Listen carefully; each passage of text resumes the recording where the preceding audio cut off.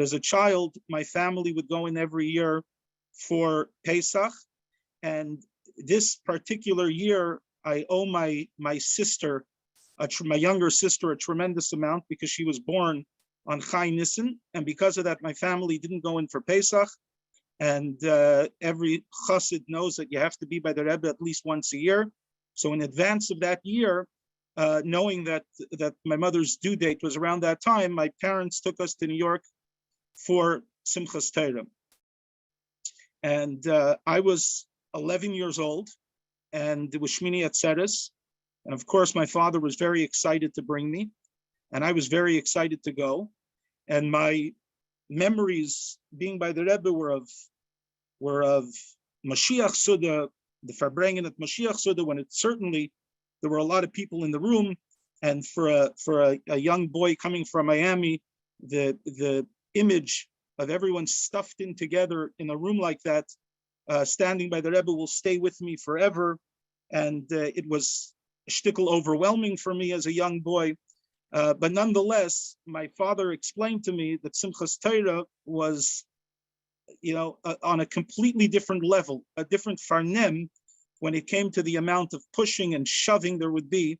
And my father warned me about it, but of course, I wanted to be by the Rebbe for Shmini Atzeres. I must paraphrase as chatosi ani maskir hayom, as chatoi ani maskir hayom, that after my experience with Shmini Atzeres, I didn't go for the next two akafis. So this remains my only memory by the Rebbe of akafis, but it's a memory that sticks with me every single year, particularly on Shmini Atzeres and Simchas Torah. Even here when I'm on Shlichus with a small crowd, and I'm the only Lubavitcher, the only chassid, the only kapata, dervaila in the room with me, dancing, or now this year, because we're in Canada, it's going to be outdoors. Nonetheless, this memory is what gives me the energy to continue to dance and bring simcha to the other Jews in the community. And the memory is as follows. I went with my father. My father had a place as a bacher, and it remained his place, even though he hadn't been there for many years. On the tables that separated the shvil, where the Rebbe would walk from the front, where the Rebbe would do the ataresas, to the middle of 770, where the Rebbe would dance with the Torah. And the Rebbe for the last hakafa, the pushing became enormous and intense. And despite the fact that my father was holding on to me as strongly as he could, I slipped out of my father's embrace, and I landed in the shvil. And I tried to get up, but I was pushed away by people who were walking with the Sefer Torahs, and I was pushed closer and closer and closer to the bima of the Rebbe. And I literally was standing there watching the Rebbe come down, and I started to cry. And I was really scared, and the Rebbe was walking towards me, and I was just looking at the Rebbe's face. I didn't know what would happen. And suddenly somebody from the Vad Masader came in and grabbed me and just threw me into the crowd, and I landed right into somebody's arms, who Baruch Hashem was very comforting to me. And he said, just watch the Rebbe.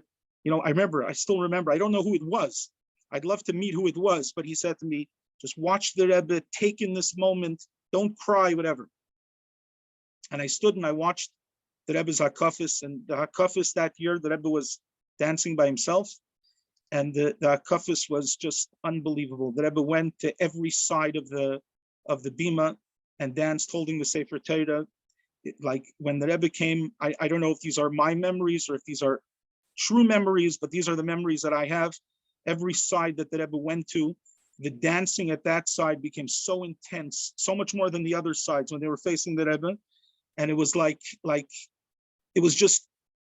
it's like ein l'tayr, like there's no words. Like I was 11 years old, and I'll never, ever, ever forget the look on the Rebbe's face and the way the Rebbe was holding the Torah and the way chassidim were dancing together. It was like mamish, the achdus and the avos Yisrael was like mamish one then. It was like just one person that was just dancing up and down in front of the Rebbe. The way the Rebbe was the Rebbe's, again, these are just my memories, but to me, it looked like the Rebbe's eyes were closed the whole time that the Rebbe was dancing. And it was unbelievable. the tzir. I'll never forget it.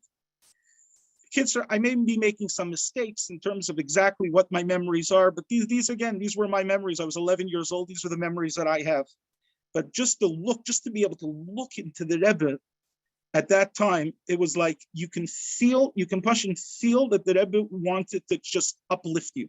I remember that when the Rebbe came down, my eyes were still wet, and they weren't tears from being scared anymore. They were tears from like just being so overwhelmed by seeing this, by seeing the Rebbe in this way. I never saw the Rebbe like that. I saw, by the way, I'm sure many people know, but there were 2 years in a row, I remember this very clearly, by singing Didan Notzach and by singing Ad Mosai. Ad Mosai, Ad Mosai, Ad Mosai, Ad Mosai. The Rebbe stood up. I remember this as a kid by Mashiach Sudan. And the Rebbe stood up, and everybody was, and I remember that tzir of the Rebbe standing up. Those were the only 2 times I saw the Rebbe stand up. But it was incomparable. It was like you were standing mamish in front there's no words. I'm not even going to try.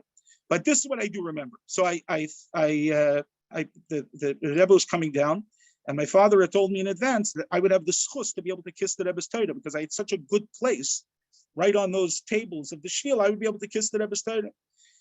But of course, now I was thrown into the crowd. I was far away, and the Rebbe was coming by, and I was so far away, but for some reason, I just stretched out my arm, but I mamish wasn't even close. People were so much closer to me. And I saw, every time I say this, I become emotional. I'm not sure why, because I've said this story over a bunch of times. But this will stay with me forever. I remember people around me, the person who was holding me was telling me about the schus it was. My father afterwards was telling me, like I was an 11-year-old, how the Rebbe does it normally, but it was clear that the Rebbe didn't do this to anybody else. And the Rebbe stuck out his Sefer Torah mamish as far as he can, and I leaned over, and I was able to kiss the Rebbe's Torah. And to me, the Rebbe didn't do it to anybody else that was around. I was the only one that the Rebbe did it to. And to me, it was a pashut thing. Even as a kid, I felt it. The Rebbe's pashut my father, and the Rebbe pashut loves his chassidim. And I was crying, and the Rebbe saw what happened. The Rebbe saw me crying. There's no way the Rebbe couldn't have seen me begashmis. The Rebbe knows everything, of course, but there's no way the Rebbe could not have seen me crying, because the Rebbe was walking right towards me. And the Rebbe saw somebody violently pick me up and throw me into the crowd. And the Rebbe saw this and felt this. The Rebbe made no notice of it. And when the Rebbe put out his Sefer Torah towards me, the Rebbe wasn't smiling at me. The Rebbe wasn't. The Rebbe, I was an adult. I was already a shliach of the Rebbe in the Rebbe's eyes. I was ready. I was already in the Rebbe's army, and the Rebbe was putting out his arm like a father to a child, like a general to a shliach, putting out the Sefer Torah to me. I put out my arm, and I was able to kiss the Rebbe's Sefer Torah. So to me, this is what gives me a chayis on every year Shmini Atzeres and Simchas Torah, to think about the relationship that I had presentlich with the Rebbe. My moment. I wrote an article about it. I called it "My Moment with the Rebbe." This was my moment. Of course, there were many moments I had. Baruch Hashem, I always say that I had this fuss of getting dollars and contrasim and kaishal brach and everything else. But the biggest, most intense moment for me as a child getting anything from the Rebbe was when you would get a nickel to the Rebbe, from the Rebbe.